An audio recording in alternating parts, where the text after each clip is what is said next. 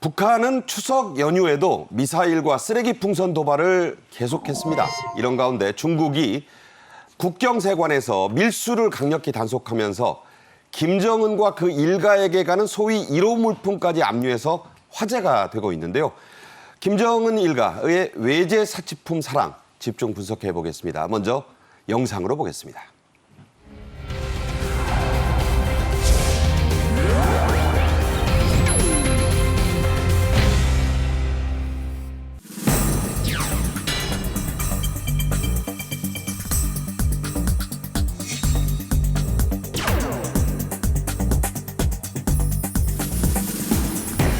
発射された弾道ミサイルは北朝鮮内陸部東岸付近に落下したものと推定され、我が国の領域や排他的経済水域への飛来は確認をされておりません。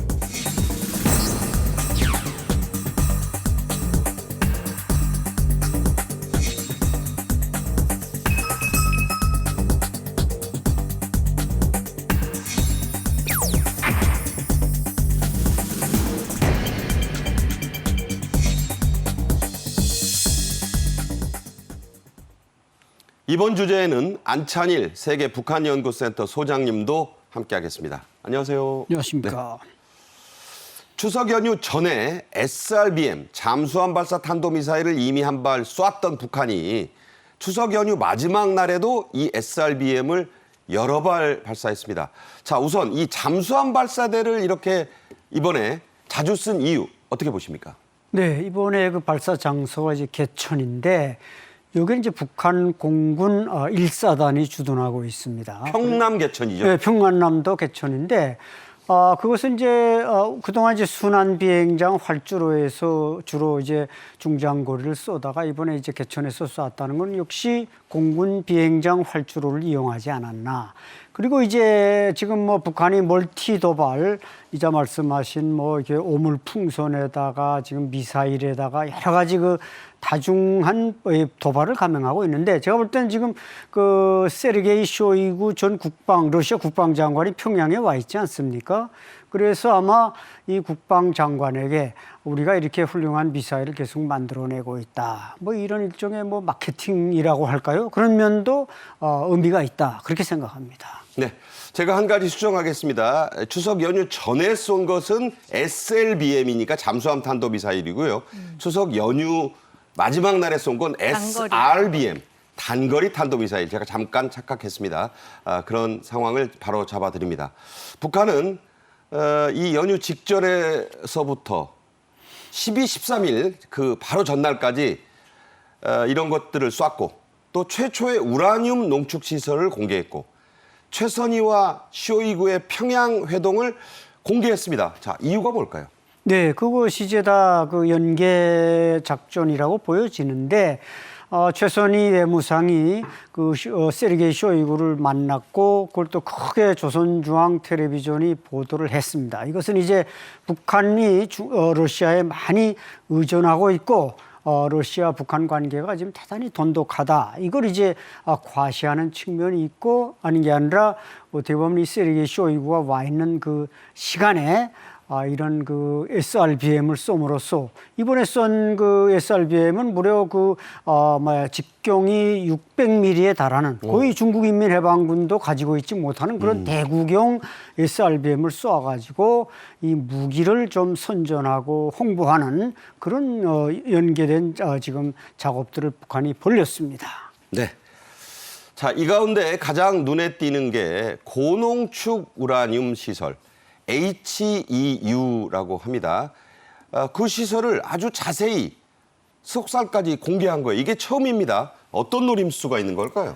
그 고농축 우라늄과 관련해 갖고 스탠포드 대학의 한 연구관이 그 이야기 증언을 한 적은 있었는데, 아예 대놓고 이렇게 보여주는 정치적인 복선이 있으리라 생각합니다. 지금 북한이 현재 수십 개의 핵탄두를 가지고 있다라고 우리가 의심을 하는데, 지금 그러면 이 문제를 어떻게 해결하느냐에 대해서 두 가지 접근이 있습니다.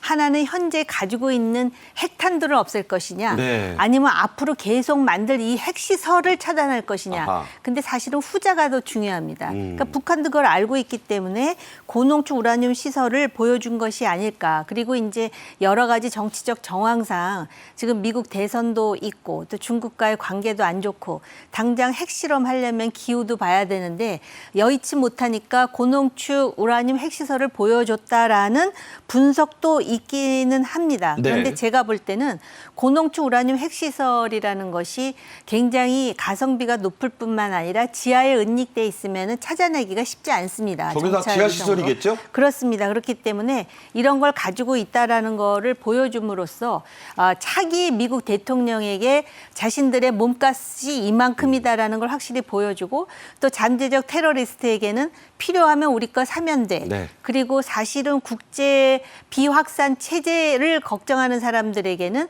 이 북한이 앞으로 향후에 얼마나 그 핵을 확산할 수 있는지에 대한 그 상당한 고민을 지금 가중시키는 그런 장면이라고 볼 수가 있는 것이죠. 네, 정 의원 말씀대로 여러 가지 포석입니다.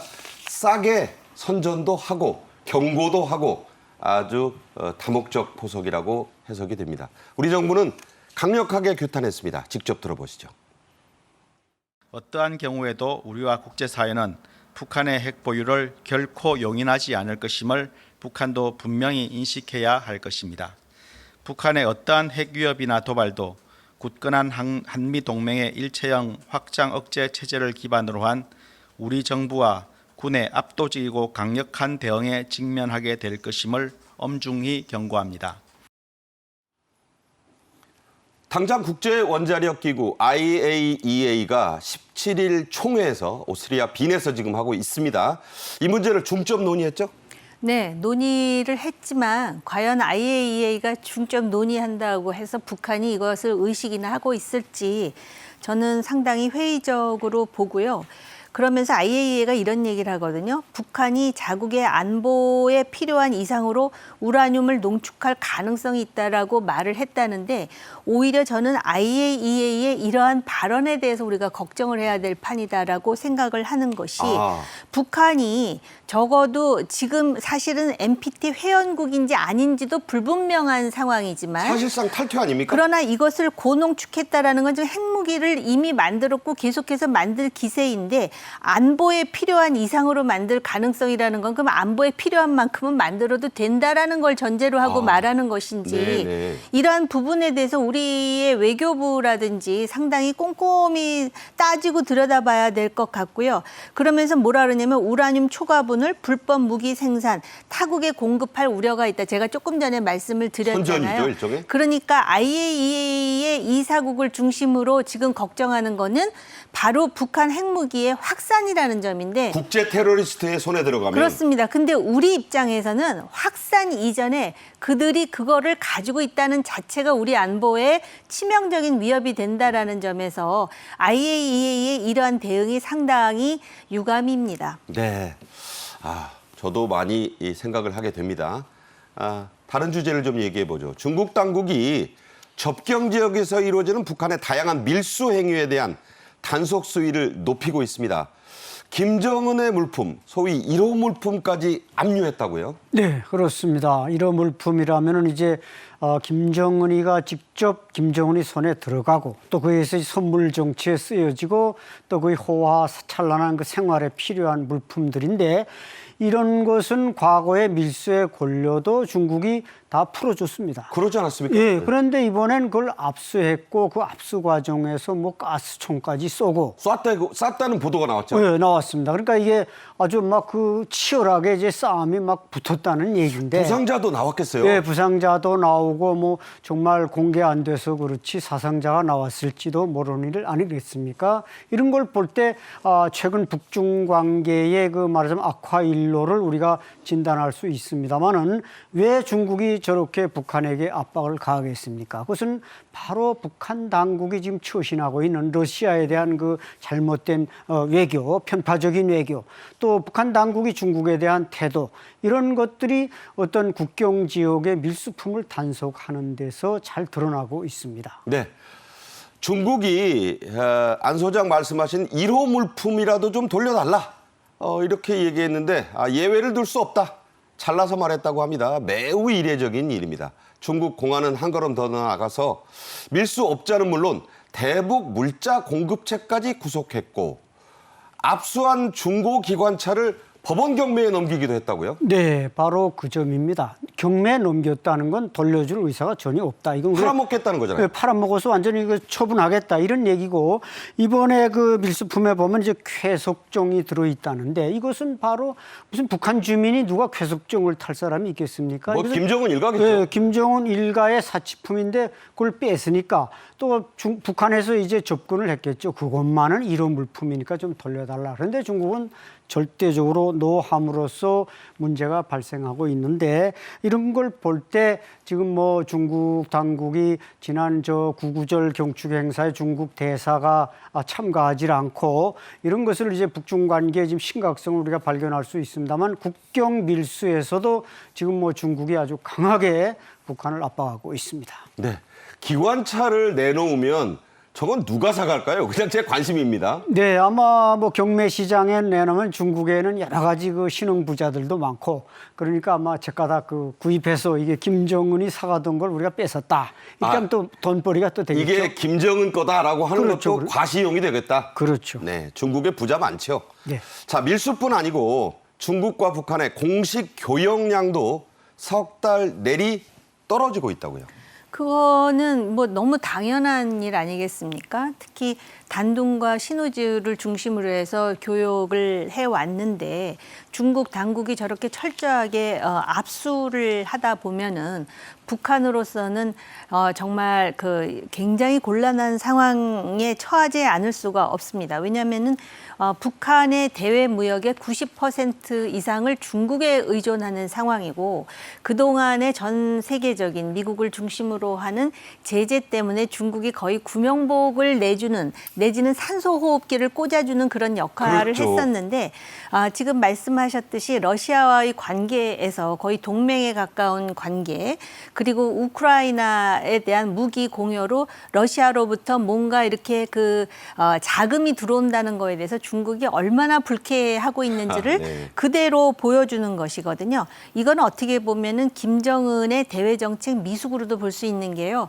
과거에 김일성 때 중국과 구소련 관계가 굉장히 나쁠 때가 있었습니다. 중소분쟁 말하는 거죠. 그럴 때 김일성은 소위 주체 외교를 강조하면서 양쪽으로부터 지원을 받는 이른바 등거리 외교. 등거리 외교를 했는데 지금은 중국에 붙었다가 러시아에 붙으니까 중국의 화를 불러일으켜 가지고 운동선수도 본국으로 내쫓아 버리고 네. 그리고 지금 중국이 아예 공공연히 그러지 않습니까? 국제사회의 대북 제재 원칙을 준수하고 있다라고 할 정도니까 네네. 3달 동안의 공식적인 교역량이 줄어드는 상황이 너무나 자연스러운 기결이죠. 네.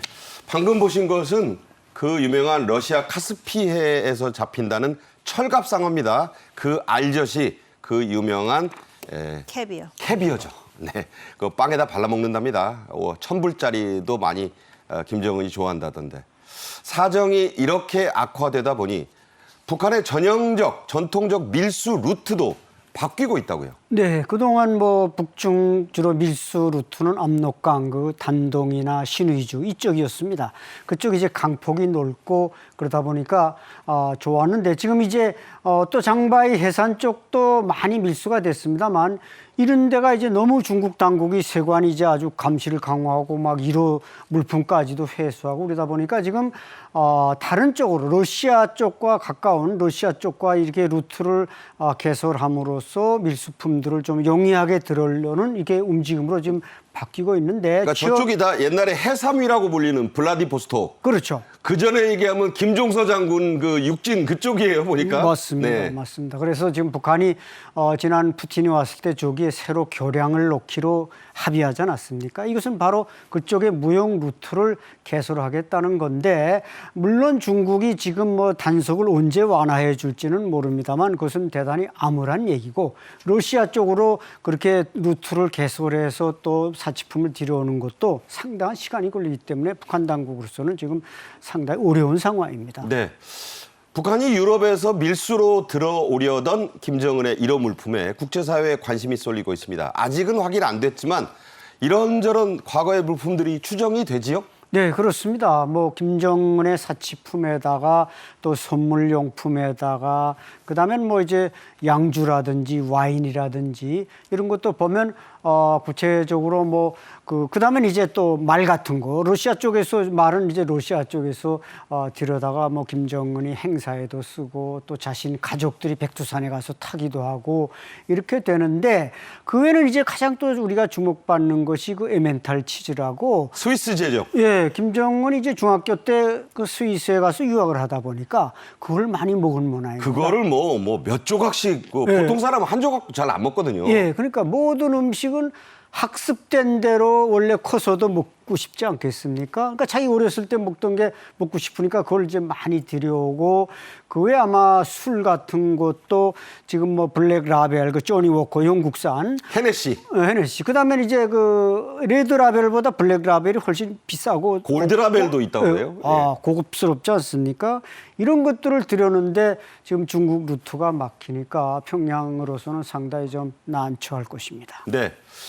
김정은뿐 아니라 김정은 일가, 특히 김주애를 위한 사치품 비용, 또 통치 선물을 위한 비용의 리스트, 이 목록도 어마어마하죠? 네, 그렇습니다. 지금 뭐 북한의 그 김주애가 입고 나오는 옷, 이 무슨 디올 이런 게 뭐 2,400만 원인가 2만 불이 훨씬 넘는 옷을 막 입고 나와서 북한 인민들은 잘 모르죠. 저게 디올이 뭔지 뭐 모르죠. 모르지만 우리가 보면 바로 알지 않습니까? 그러니까 이제 국제 언론이 자꾸 스포트라이트를 이렇게 비치는데 어쨌든 김정은으로서는 지금 이 들여오는 그 말하자면 이 상품 중에 그 선물용으로 줄 사람이 한 6만 명이 넘는답니다. 선물 대상자가? 예, 북한이 이제 보통 뭐 군에서 사단장 이상 또 사회에서는 시군당 책임비서 이상 뭐 평양 인구가 한 280만 명 되는데 여기만 해도 아마 거의 몇만 명의 특권층이 있다고 할 때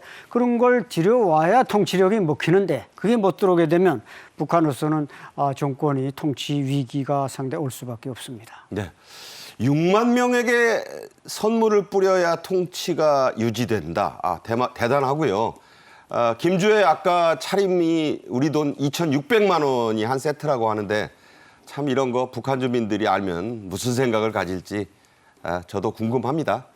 김정은이 이런 외제 사치품들을 통한 선물 통치로 충성파 특권층, 이 기득권층을 다독이고 있는 건 어제 오늘 일은 아니죠. 그럼요. 저거는 김일성 때부터 그랬어요. 그래서 우리가 기억을 더듬어 보면은 김일성 통치 그게 80년대인지 90년대인지 모르겠는데 남북 교류가 있어서 그 당시에 몽양 여운형 선생의 딸이 내려온 적이 있었습니다. 여운구라고 그러죠. 근데 네. 그분의 그 옷을 보면은 그 프랑스의 유명한 레오나르트라고 네. 그 원피스 그 드레스를 입고 와가지고 그때도 상당히 여러 사람이 그 언급한 그 기억이 있습니다.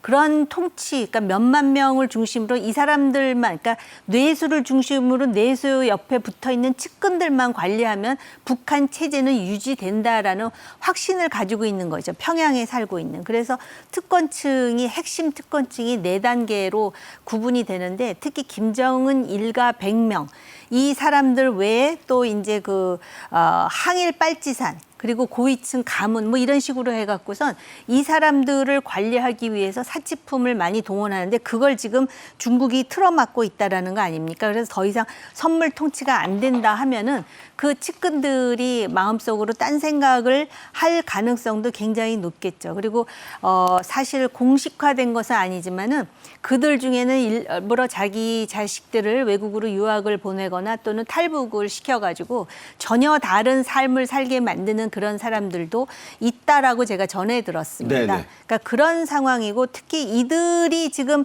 사치품에 쓰는 비용이 북한의 식량 부족분의 96%를 해결할 수 있다라는 것을 북한 인민이 알고나 있는지. 그런데 사실 지금은 장마당 세대가 있기 때문에 과거와는 북한 상황도 조금씩 달라지지 않을까 그런 생각을 하게 됩니다. 네, 엄청납니다. 역시 특권층, 기득권.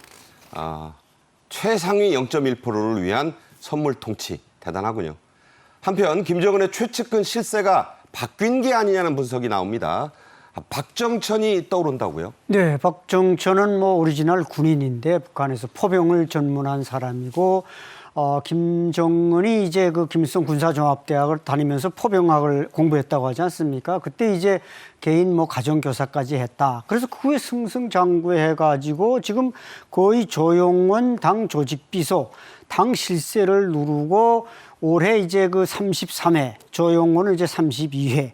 조용원보다 수행 숫자가 늘어나서 최측근으로 부상하고 있다는데 그 이유는 간단합니다. 조용원은 당 내에서만 기반이 있지만 이 박정천 원수는 당중앙 군사위원회 부위원장이며 당중앙위원회 군사비서이며 당 군정지도부장입니다. 자, 군정지도부가 아주 실세라고 하죠. 예, 이 군정지도부가 그전에 이걸 군사부로 부르다 지금 군정지도부, 군사와 정치를 배합해가지고 그러니까 과거에는 조직비서가 군의 총정치국장을 통해서 군을 당적으로 지배했다면 지금은 이 군정지도부장이 군을 무력부장, 국방상입니다만 국방상, 총참모장, 총정치국장 이 세 명을 종합적으로 지휘하도록 만들어놨기 때문에 당이 간섭할 수 없는. 그래서 김정은이 옆에다가 이 군정부장을 대동하고 다니면 군이 여기에 복종하도록만 그런 체계화되다 보니까 박정천이 권위가 저렇게 올라가서 지난번 신의주 수해 사건 때도